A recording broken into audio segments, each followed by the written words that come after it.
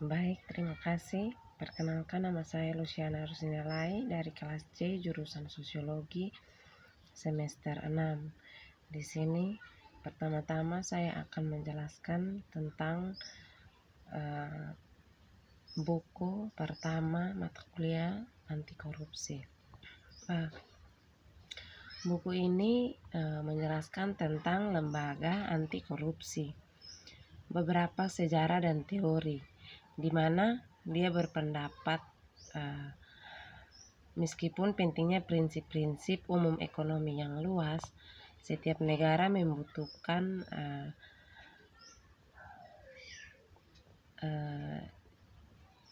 ketemukannya memiliki jalan memperbaiki pemerintah. Memang itu satu pelajaran, dia bisa menggambar dari sejarah adalah itu tidak universal. Misalnya untuk mencoba untuk mencegah korupsi selama akhir abad pertengahan, negara-negara kota kecil di Italia memutuskan untuk mengalihkan pelaksanaan kekuasaan kepada manajer kota asing. Itu Podesta menawarkan dia sebuah insentif kompatibel kontrak berdasarkan uang, jaminan dan biaya manajemen. Pada abad ke-20, kota kecil menyatakan di Timur Asia seperti Singapura dan Hong Kong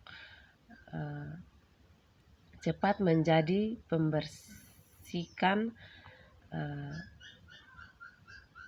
terima kasih ke sebuah pembaruan upaya bersandaran oleh sebuah kepemimpinan yang merasa perlu untuk bereaksi cepat terhadap beberapa skandal korupsi besar.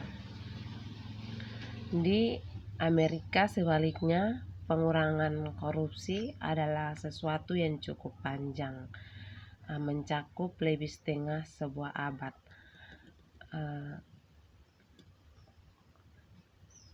Dan itu dimungkinkan oleh aliansi kepentingan bisnis dan progresif pergerakan. Sebuah persekutuan itu dulu dibantu oleh munculnya dari yang gratis tekan. Fakta bahwa setiap negara harus menemukan caranya sendiri untuk keluar dari korupsi. Namun melakukan bukan berarti itu tidak umum. Pelajaran bisa menjadi dipelajari dari sejarah.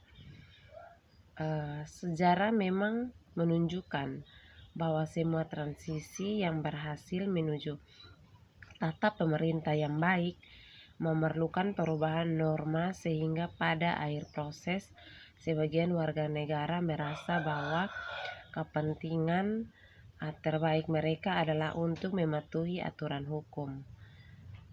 Ini bisa menjadi hasil dari koordinasi upaya itu berubah sebuah tahanan dilema,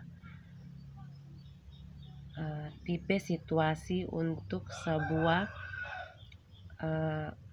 permainan di mana kerjasama dan bisa dilakukan, dan itu munculnya untuk sebuah jumlah berbeda alasan. Dari sebuah baru fokus titik itu diizinkan agen bergerak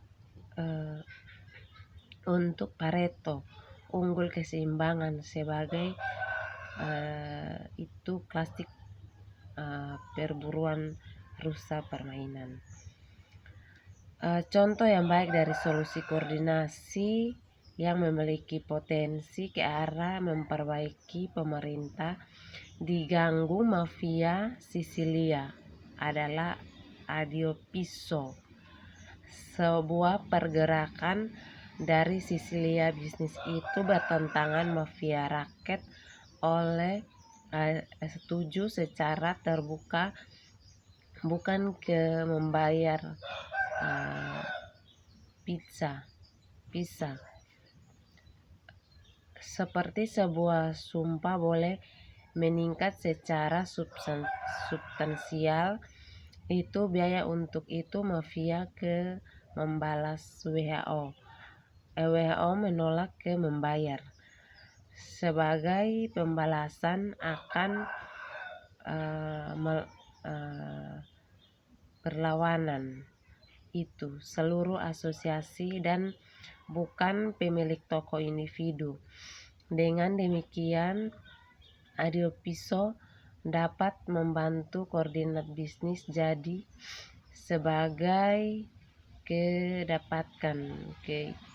keseimbangan di mana jika orang lain melakukannya bukan membayar, itu bisa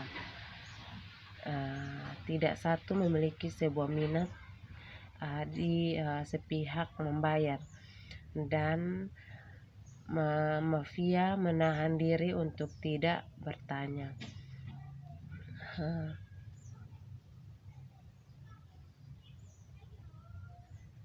Itu masalah adalah kapan kami mulailah melihat pada koordinasi masalah, maka tidak ada yang namanya kebijakan baik.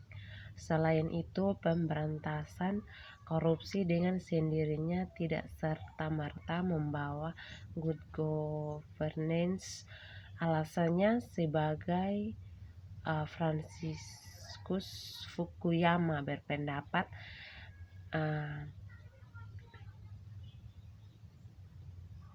korupsi sebagai sebuah politik fenomena adalah itu bagus. Pemerintah juga memerlukan negara kapasitas.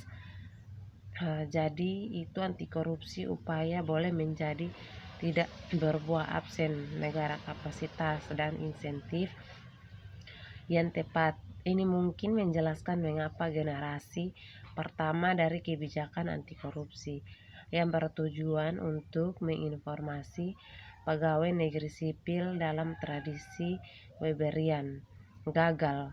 Korup birokrasi melakukan bukan polisi diri.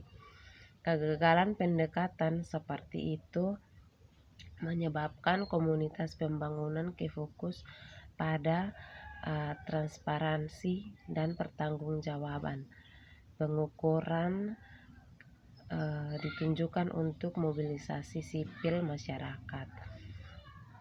Namun kekurangan kolektif tidak mekanisme yang memungkinkan masyarakat untuk pindah ke seimbangan baru. Gangguan sistem klientelisme atau patronase yang ada mungkin berakhir menghalangi investasi. Untuk contoh adalah kasus properti hak didefinisikan dengan jelas dan penegakan kontrak lemah. Ini membawa kita kembali ke pentingnya kapasitas negara di atas dan di luar kendali korupsi.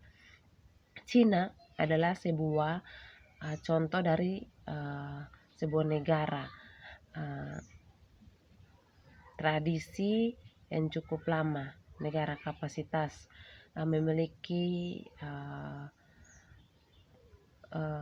tumbuh cepat meskipun tingkatnya ya relatif tinggi korupsi.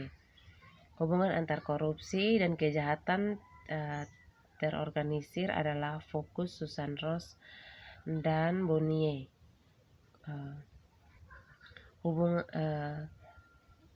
Korupsi terorganisir, kejahatan, dan uang pencucian. Itu mulai titik dari analisa mereka adalah itu sebuah budaya dari korupsi menciptakan peluang untuk kejahatan terorganisir untuk berkembang dan untuk memperluas kontrolnya atas kegiatan yang sah dan terlarang. Baik, sekian dan terima kasih.